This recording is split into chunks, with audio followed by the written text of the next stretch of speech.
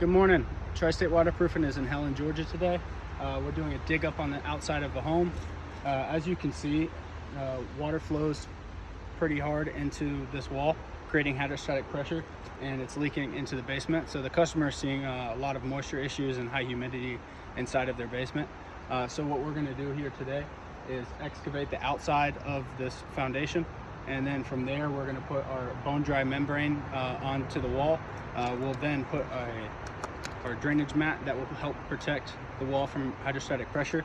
It basically creates an air gap that the water flows through down to the foundation drain. What's actually wrong too is this house is about 70 years old and the foundation drain has failed over the years, just basically leaving the water where it's at, causing even more hydrostatic pressure. So they're going to excavate, put the membrane, put the drainage mat, and a brand new foundation drain that will keep the water away from the house and down to the river. So if you are having any moisture issues or any high humidity in your basement, give us a call and we'll help you out. 770-869-7888.